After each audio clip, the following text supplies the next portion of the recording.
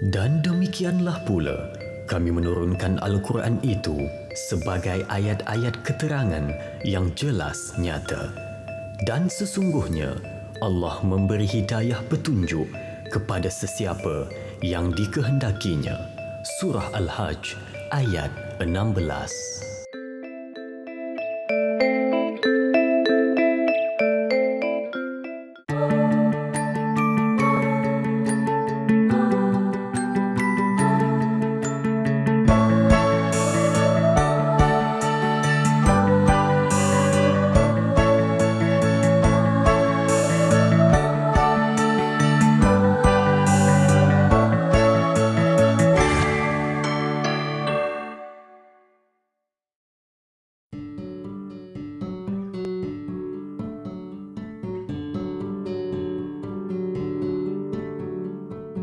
Nama betul Jeffrey bin Muhammad Noor, ya. Sebab saya dulu bekas seorang guru, jadi orang panggil Cikgu Jeffrey lah.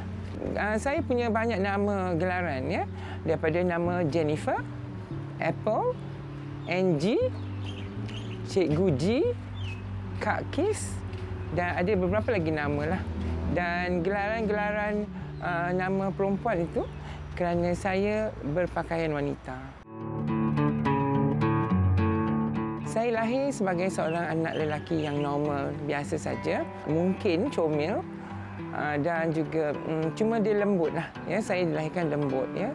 Saya bukan kanak-kanak yang orang kata duduk rumah, tidak. Ya. Saya jenis terjun pokok, mandi sungai. Saya memang lasak dan sehingga hari ini saya seorang yang lasak. Saya bukan seorang yang duduk di rumah masak-masak, tidak.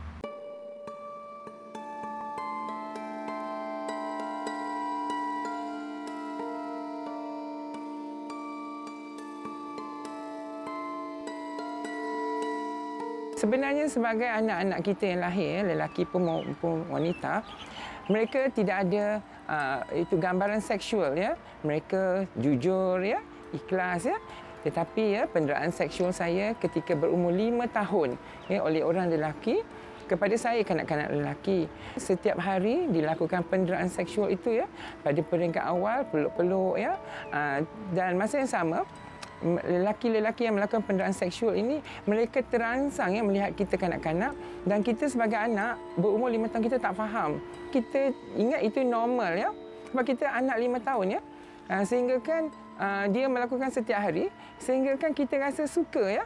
Itu sebenarnya. Dan penderaan seksual itu pada peringkat awal yang simple sehingga kan akhirnya kita menjadi minat, ya. Di sini gambaran seksual itu mula berubah, ya, daripada tiada gambaran seksual kepada gambaran seksual yang songsang.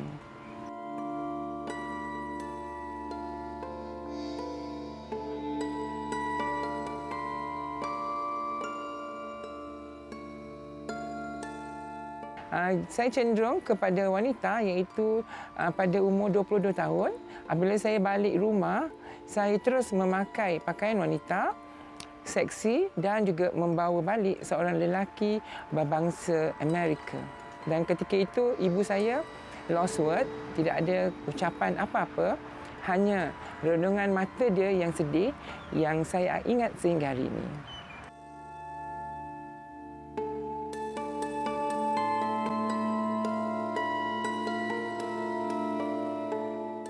Saya tak pernah hiraukan pandangan masyarakat kerana masyarakat saya jadi begini. Jadi buat saya, apa peduli masyarakat, kan? Dan saya hanya melakukan aktiviti saya sendirilah.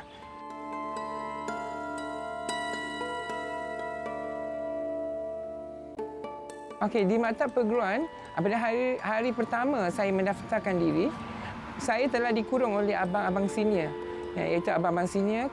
Orang lain kena sesi orientasi, iaitu suai kenal maktab perguruan. Saya tidak kena. Pintu bilik saya pecah, ya. Tingkap bilik saya pecah dan saya tak boleh mandi seperti student-student yang lain. Kalau saya mandi ketika waktu orang mandi, pastinya mereka akan selak langsi tu, ya. Kalau mereka ada 5 orang akan masuk dan attack saya, ya, di dalam bilik air itu, ya.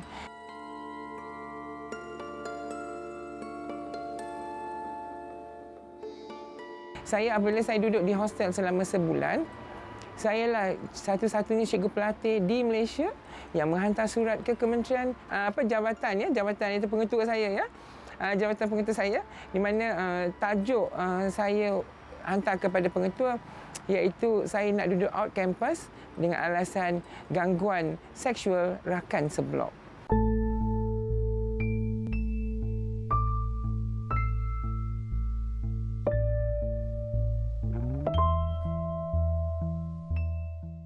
Saya sebenarnya berpakaian lelaki hanya waktu mengajar sahaja.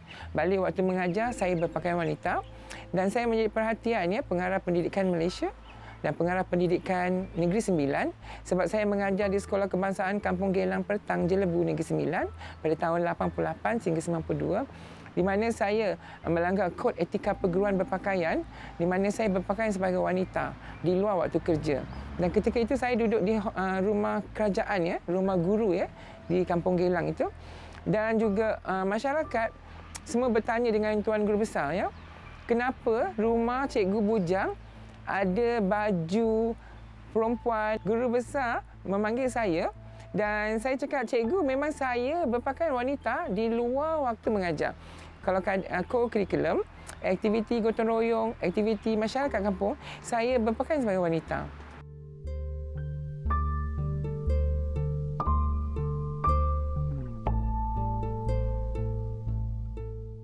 Masyarakat bukan tidak pernah memandang serong kepada saya. Masyarakat ada memandang serong.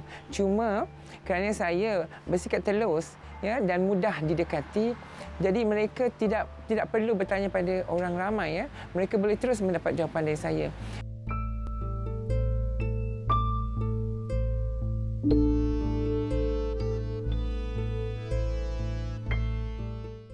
Okey, saya mengajar cikgu daripada tahun 1988 sehingga 1997, selama 9 tahun.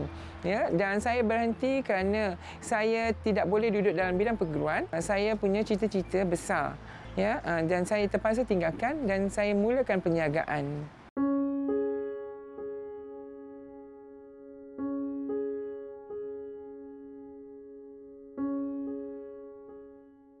Kedai saya didatangi oleh seorang non-Muslim, dan non-Muslim ini dia memang dia punya kerja. Dia memang telik nasib. Saya kata, maaf, saya Muslim, saya tak boleh telik nasib. Nanti syirik, saya cakap. Dia terus memandang saya, tepat pada mata saya. Dia cakap, awak semua ada. Ada harta, ada karier, ada perniagaan, ada anak, ada wang ringgit dan kemewahan. Tetapi satu yang you tidak ada, iaitu bahagia di hati.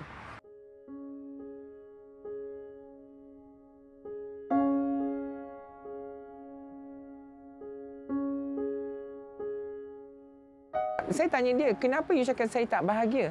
Sebab dia cakap, satu perkara yang awak tidak lakukan iaitu tidak sembahyang 5 waktu dan tidak solat tepat waktu.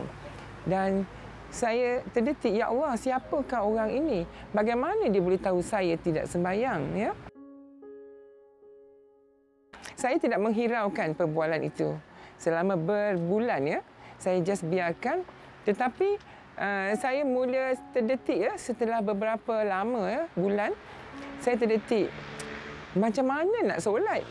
Sedangkan saya memang tidak solat berpuluh-puluh tahun, sehingga umur saya 51 tahun. Jadi macam mana saya nak solat?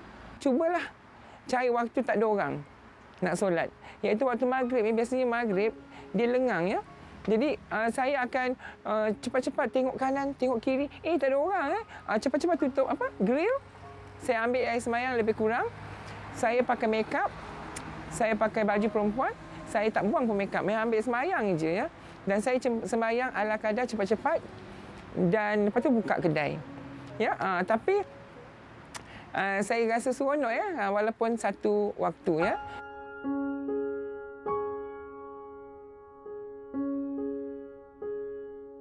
Ketika itu saya di luar kedai, nak kunci kedai, dia terus bawa pisau. Dia dua persoalan, nak hidup atau nak mati.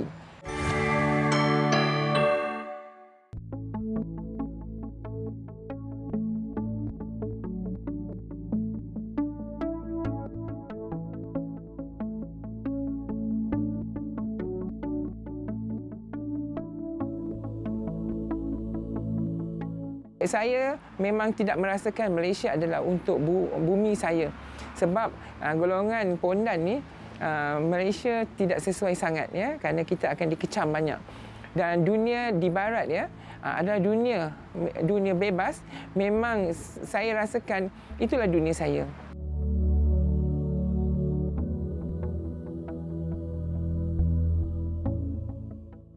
Ketika saya sepatutnya bertolak ke England ya, untuk pergi ke Amsterdam ya, di sana golongan-golongan pondan atau kawan-kawan saya memang ramai yang kahwin di sana ya, kahwin di Switzerland ya, memang itu cita-cita saya ya.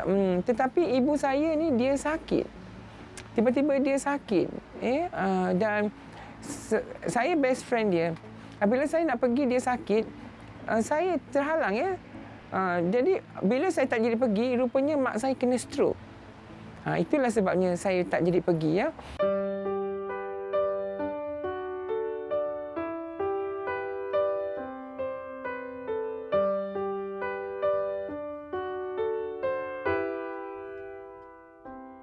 Ya, apabila ibu saya meninggal ya, saya orang pertama yang datang ya. Dan saya hanya pakai jubah perempuan, saya tetapi tak pakai tudung ya. Dan saya hanya duduk di sebelah jenazah beliau dan orang semua memerhatikan saya. Tetapi saya tetap dengan ego saya dan saya amat kesal ya, di mana apabila ibu saya meninggal, saya tak dapat solat jenazah untuk beliau kerana saya dalam keadaan pondan, saya ada implan payudara besar ya, dan rambut panjang ya. Dan juga saya tidak angkat jenazah beliau sebab saya tak nak ibu saya malu ya sebenarnya ya. Jadi saya just berdiri saja. Tetapi itu adalah sesuatu yang saya amat regret sebenarnya.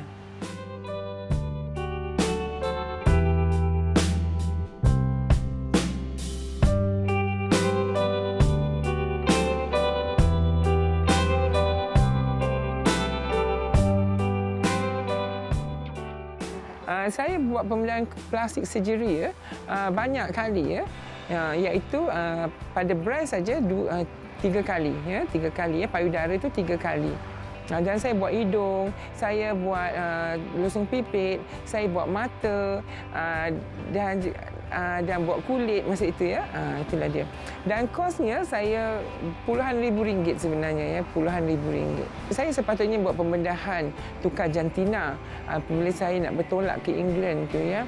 Tetapi ia semuanya terhalang ya, tidak jadi ya. Duit dah ada tapi tak jadi, just gara-gara mak sakit. Ya, ini bila saya refresh balik, Allah memberikan sebab kenapa tak jadi. Ya, alhamdulillah.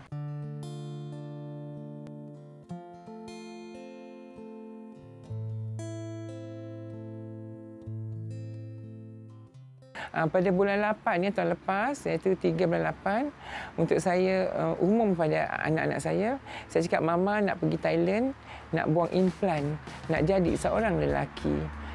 Jadi ketika itu saya pergi ke Thailand untuk buang semua implan ya. Dan apabila buang implan, semua baju-baju perempuan, kasut-kasut perempuan saya buang ya. Dan semua barang-barang kemas saya, emas-emas, saya jual ya.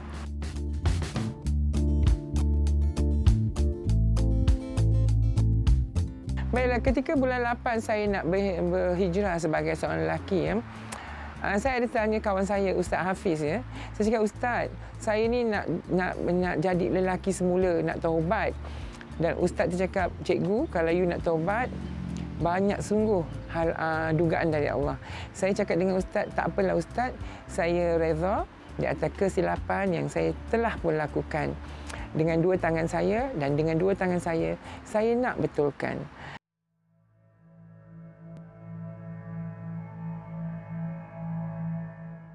Pada 5 hari sebelum saya bertolak ke Thailand, mana saya telah pun ditangkap ya oleh seorang lelaki yang membawa pisau ya. Ketika itu saya di luar kedai ya, nak kunci kedai, dia terus bawa pisau. Dia dua persoalan, nak hidup atau nak mati.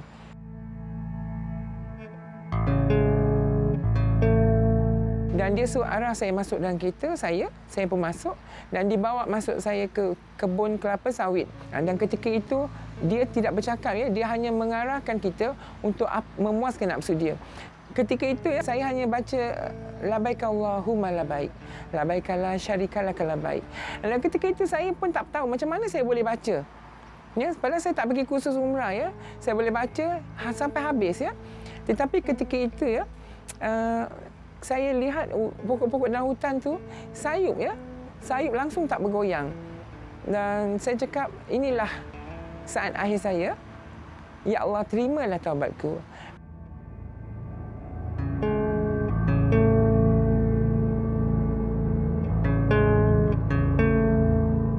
Tiba-tiba lelaki itu dia tolak saya keluar dari kereta. Dia ambil pisau yang dia pegang tu, dia letak dekat atas bonet kereta. Lepas itu dia pergi dekat seat kereta depan, dia nak baringkan seat kereta depan. Dan ketika itu ya, sebenarnya kereta saya tu baru beli 2 bulan, kereta baru ya. Dia keras ya, tiba-tiba dia keras ya. Dan ketika itu ya, saya cakap, ya Allah, aku nak lari. Kan? Tapi saya bekas pesakit stroke. Saya tak boleh lari. Sebab kalau saya lari 3 langkah saya akan tombang ya, dia saraf ya. Saya cakap, ya Allah, macam mana nak lari ni?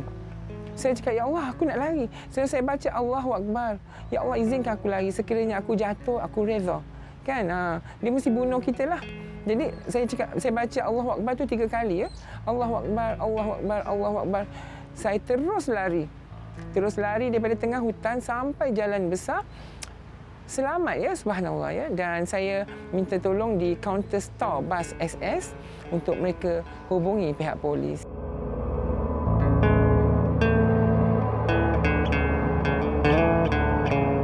Dalam solat-solat saya memaafkan mereka yang telah pun melakukan seks abuse terhadap saya.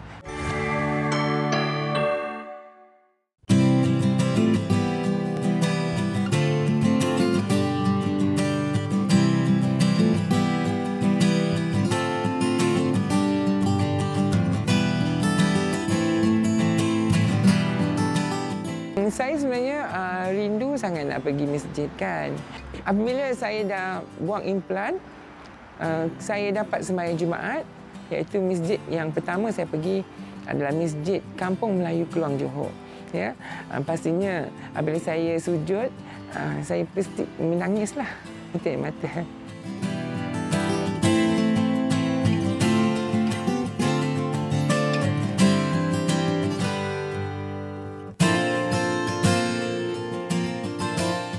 Sebagai homoseksual ya, dia sebenarnya sukar untuk dihilangkan ya. Saya mencari kepada naluri yang betul tetapi tak pernah jumpa ya. Setelah kita buat hijrah ya, memang ianya bukan senang untuk dihilangkan.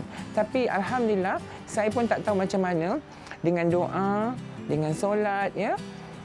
Dan ianya hilang berkurangan sedikit demi sedikit ya. Dan hari ini naluri kepada kaum sejenis saya juga tidak ada ya sebenarnya.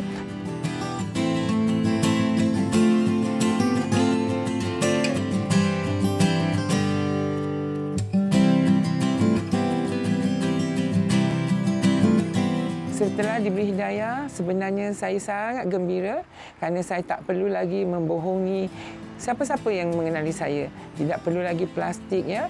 Kerana penggunaan plastik atau berperwatakan wanita, kita hanya menipu diri kita sendiri sebenarnya. Ya, di mana lahirnya lelaki, tetapi kita berpakaian sebagai wanita. Jadi, saya rasa syukur alhamdulillah sebab saya tak perlu lagi berpura-pura.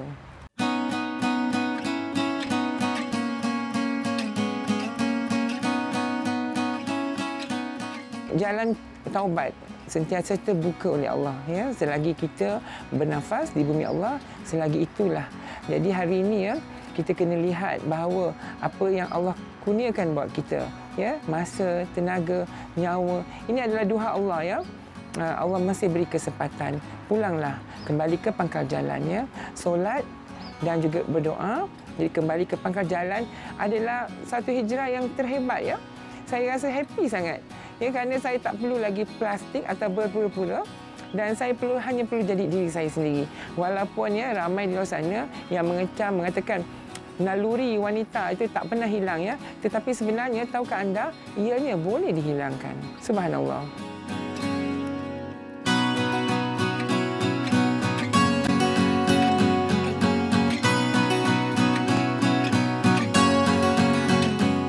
Kita kalau dalam Islam ni senang ya, bukan muhrim itu tetap bukan muhrim ya. Apabila anak-anak kita ya bermain ya dengan orang-orang lain ya, kita kena pastikan ya buat ibu bapa di luar sana yang bukan muhrim tetap bukan muhrim ya. Jadi jangan biarkan mereka mendekati yang bukan muhrim ya, kerana pelbagai masalah child abuse tu boleh berlaku ya. Kerana kita tidak tahu, tak faham nawaitu setiap orang. Jadi berhati-hati, wahai ibu dan ayah di luar sana, terhadap anak-anak kita ya, dengan orang-orang di sekeliling kita.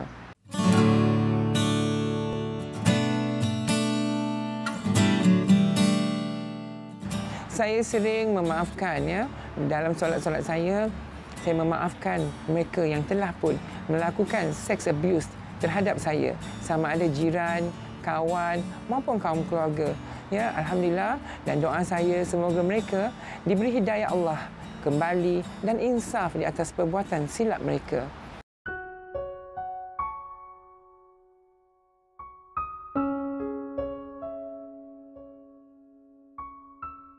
Doa saya pada Allah ya, sebenarnya daripada saya pondan lagi ya, sehingga hari ini saya berdoa pada Allah, ya Allah, kembalikanlah fitrahku sebagai lelaki jasmani dan juga rohani.